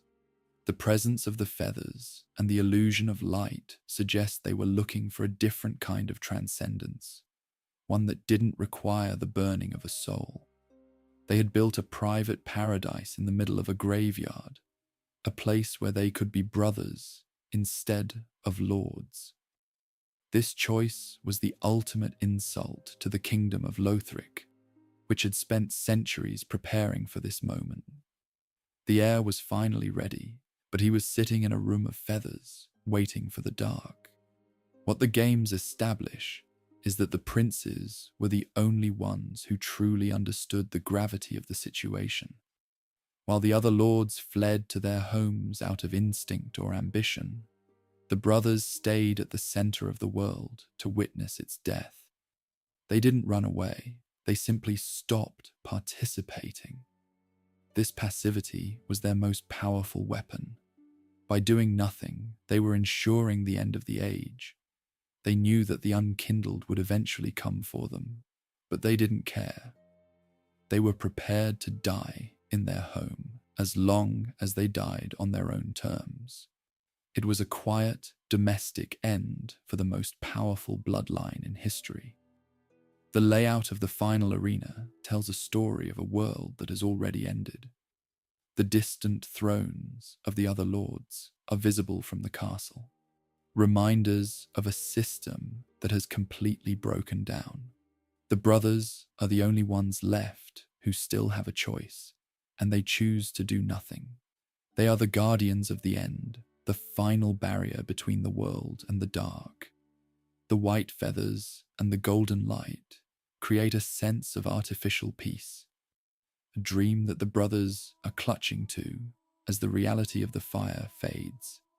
They are the last lords, and they are spending their final hours in each other's company, away from the demands of a dying god. Lorien's presence in this chamber is a testament to his loyalty.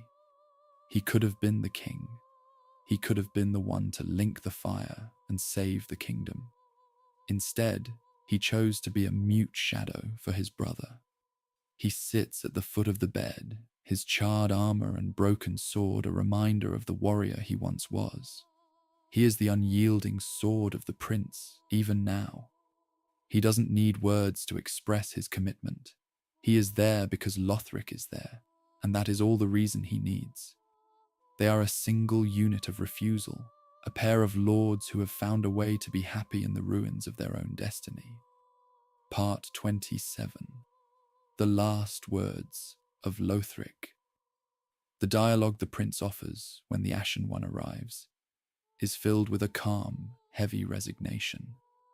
He doesn't greet you with anger or the pride of a king.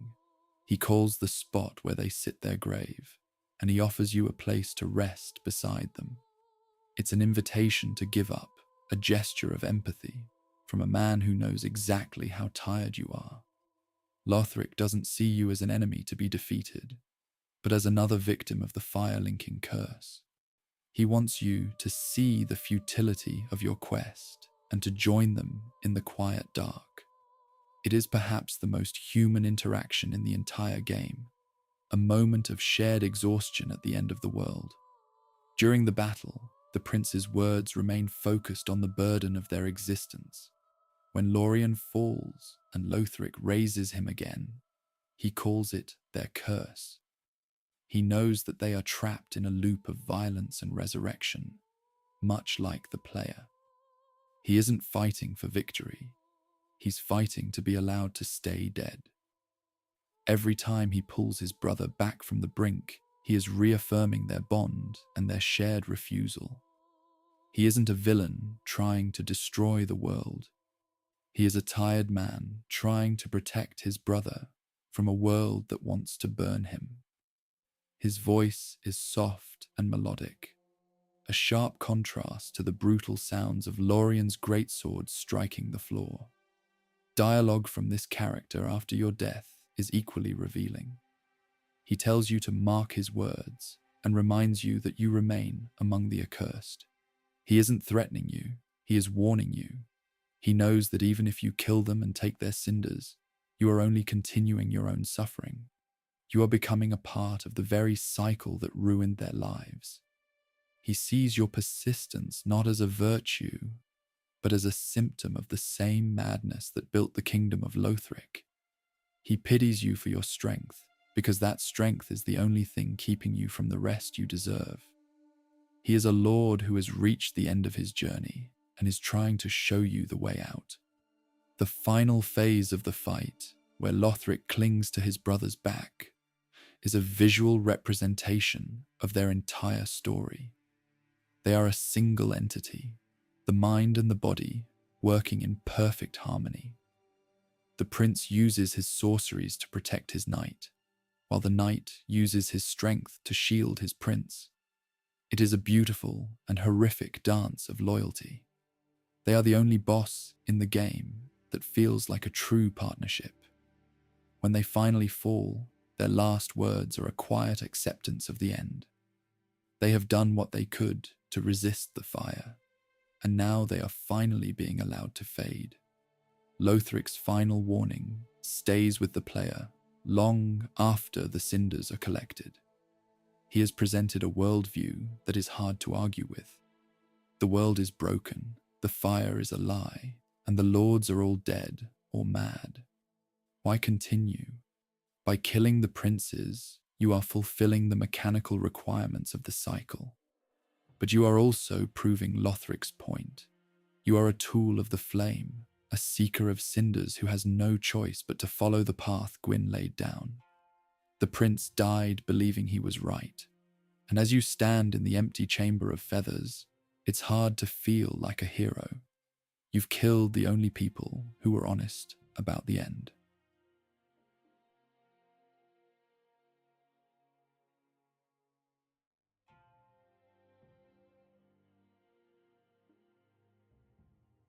When we draw the thematic lines between the four lords who abandoned their thrones, a complex picture of the cycle emerges. Every refusal was born from a different source of pain. Yhorm refused out of a profound grief and the realization that his sacrifice had seared his own people into the walls of his city. Aldrich refused out of a dark ambition, choosing to devour the world rather than be burned by it. The Abyss Watchers refused because they were lost to the very madness they had sworn to fight, their shared soul becoming a civil war of red eyes and blood. Lothric refused out of a conscious philosophical rejection of the entire system. Despite these different paths, every lord arrived at the same conclusion. They all decided that the Age of Fire was no longer worth saving. This shared verdict is the ultimate condemnation of the cycle. Whether through suffering, greed, madness, or logic, the most powerful beings in the world all looked at the first flame and turned away. They saw that the fire didn't keep its promises. It didn't bring peace. It only brought more hunger. It didn't protect the innocent. It only used them as fuel. The four thrones at the Firelink Shrine are empty, not because of a lack of strength, but because of a total lack of faith. The world's greatest heroes have all become its greatest skeptics. Item descriptions imply that this mass refusal is the natural end of the fire-linking tradition. The cycle has been forced to turn so many times that even the fuel has started to rebel. The lords are the evidence of a world that is tired of being resurrected. They represent the four stages of a civilization's collapse. First comes the grief for what was lost, then the greed that tries to consume what remains, followed by the madness of a duty that has lost its meaning, and finally the intellectual realization that it's time to let go. Every lord is a mirror for a different part of the player's own journey, showing the various ways that hope can turn into ash. This shared refusal creates a sense of profound melancholy for the Ashen One's mission. You are the only one who is still trying to force the pieces back together. You are hunting down these people and killing them to satisfy a requirement they have already rejected. You are the enforcer of a law that no longer has a judge. This makes the player's role feel less like a savior and more like a scavenger. You are collecting the remains of a failed era and trying to light a fire with wet wood. The lords have already moved on, and you are the one dragging them back to a past they have already buried. Ultimately, the refusals of the lords are the correct reading of the situation. The world of Dark Souls 3 is a world that has reached its absolute limit. The convergence of the lands is a sign that reality can no longer sustain the fire. By refusing to return, the lords were actually trying to save the world from the cycle. They were the ones who were brave enough to face the dark. Lothric knew it consciously, and the others learned it through 1,000 years of suffering. They were a united front of silence against the bell of awakening. A group of lords who finally decided that the quiet of the grave was better than the noise of the kiln. Part 29. Gwyn's shadow over every refusal. The misery of every Lord of Cinder can be traced directly back to the original sin of Gwyn. He was the one who first shackled humanity to the fire, creating a world where life was only possible through sacrifice. He established the duty of the Lord as the highest calling. But he didn't tell his children that the calling was a death sentence. Every Lord who has ever burned did so in service of a lie that Gwyn told thousands of years ago. They were all participating in a cycle that was never natural, a machine built on a god's fear of the dark. Gwyn's shadow falls over every ruin in Lordran, Drangleic, and Lothric, a ghost that still demands blood to keep its legacy alive. Each refusal in the final game is a rebellion against this ancient shadow. Lothric's tutor taught him to see through the myth of the first flame, revealing the shackle that Gwyn had placed on the world. Yhorm's tragedy was a direct result of trying to use Gwyn's fire to solve a human problem, only to have that fire incinerate his home. The Abyss Watchers were following the legacy of Artorias, a knight who fell in Gwyn's service, leading them into a loop of madness that mirrored the god's own hollowing. Even Aldrich was a product of the religious institutions Gwyn founded, a monster that grew in the rot of a corrupt faith. They were all victims of a single man's refusal to let his age end. Based on what the games show, the cycle of fire linking is a form of spiritual slavery. Gwyn created a world where people are seen as fuel, their souls valued only for their heat. This utilitarian view of life is what destroyed the kingdoms of the past and is currently destroying Lothric. The lords are the ones who were deemed the most valuable fuel, and they are the ones who have suffered the most under the weight of his legacy. Their refusal to return is the ultimate rejection of Gwyn's authority. They are saying that they are no longer willing to burn for his fear. They are choosing the dark that he so desperately tried to avoid. The evidence points toward the first flame being a parasite that feeds on the potential of the world. Every time it is linked, it takes the best and brightest souls and turns them to ash. This leaves the world weaker and more grey with every cycle. Gwyn's original act of sacrifice was the beginning of a long decline that has finally reached its bottom. The lords who refuse to return are the ones who have realized that the fire is a hungry god that can never be satisfied. They are the ones who have decided to stop the bleeding, even if it means the end of everything. They are the heroes who have finally stopped believing in the god who created them. Gwyn's presence in the final game is felt in the silence of the thrones and the ash of the kiln. He is the architect of a world that is now a graveyard. The lords who rose from their coffins were looking for a world that Gwyn had promised them, a world of sunlight and order. Instead, they found a world of convergence and rot. They realized that the Golden Age was a dream that had turned into a nightmare. Their refusal was a way to finally break the contract that Gwyn had signed for them. They were reclaiming their souls from a fire that had already taken their lives. They were the children of the flame who decided to let the lights go out. Part 30. The Ashen One, Dragging the Unwilling. The role of the player in Dark Souls 3 is a deeply uncomfortable one when viewed through the lens of the Lord's stories. You aren't a traditional hero on a quest to save the land. You are a cinder seeker, a resurrected failure whose only job is to hunt down people who just want to be left alone. You are a bounty hunter for a dying flame, tasked with harvesting the remains of those who have already sacrificed everything. You don't convince the lords to return. You don't offer them a choice or a path to redemption. You kill them, take their cinders, and drag their decapitated heads back to their thrones. You are the instrument of a world that refuses to die. What little is confirmed suggests that the unkindled are viewed with a certain level of contempt by the lords. To them, you are a nuisance, a persistent ghost that is trying to drag them back to a furnace. Your mission is built on the failure of your own life. As you are someone who wasn't even strong enough to link the fire the first time, now, you are being used as a weapon to force others into a fate you couldn't achieve. This creates a moral weight that the game never makes explicit but is visible in every boss fight.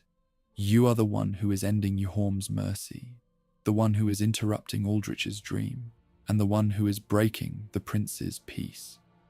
Based on what the games show, the act of placing the cinders on the thrones is a grisly ritual. You aren't honoring the lords, you are using their leftovers as kindling. The fire-linking ceremony at the end of the quest is a desperate, messy affair. It lacks the grace and majesty of the rituals in the first game. You are literally piling the ashes of your enemies on a series of stone chairs to see if they can spark a flame. It's a scavenger's work, a final act of desperation from a world that has run out of heroes. You are the person who is doing the dirty work that the gods can no longer perform. This mission turns the player into the villain of the Lord's individual stories. To Yhorm, you are the one who disrupts his vigil over his dead subjects. To the princes, you are the intruder who refuses to let their grave stay a grave. You are the persistent shadow of a cycle that they have already rejected.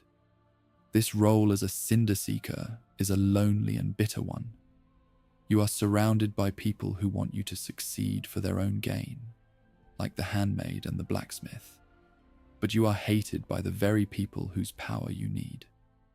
You are a traveler through a world of enemies, hunting the only people who were honest enough to say no. Ultimately, the Ashen One is the final victim of the fire-linking curse, and you are being used just as surely as the Lords were. The flame doesn't care about your journey or your struggles. It only cares that you bring the fuel. By fulfilling your duty, you are ensuring that the suffering will continue for a little longer.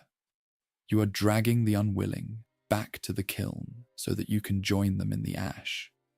It is a bleak and circular mission that offers no true victory.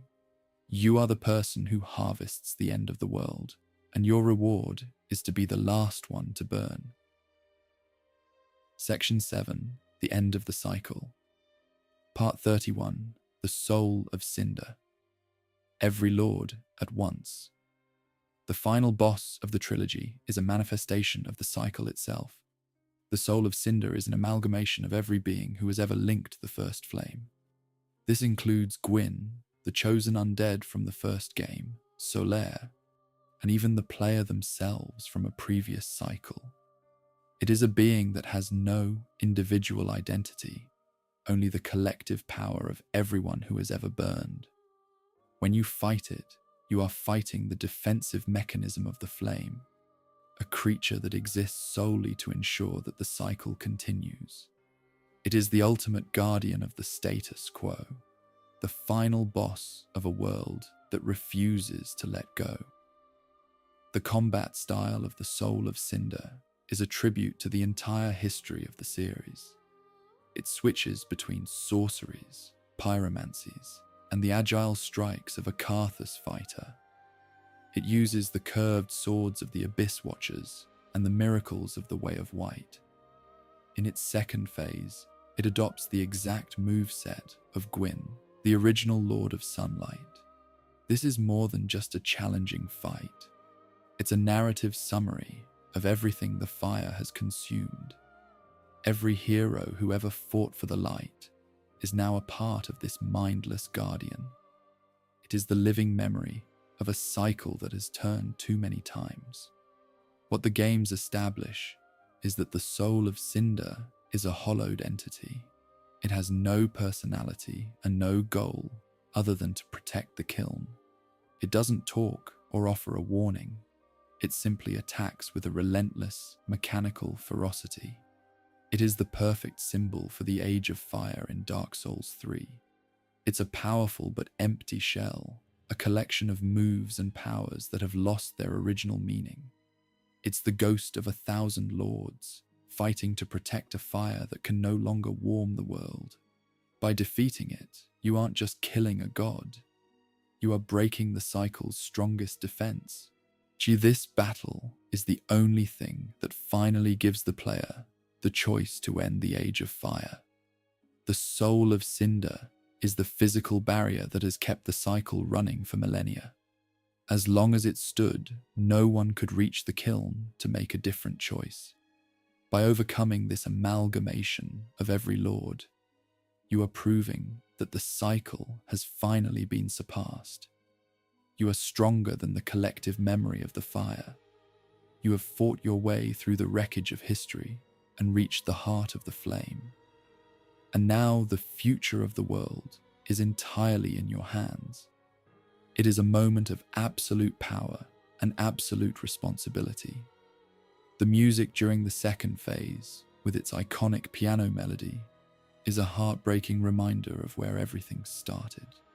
It connects your struggle to the very first battle with Gwyn in the ruins of the original kiln.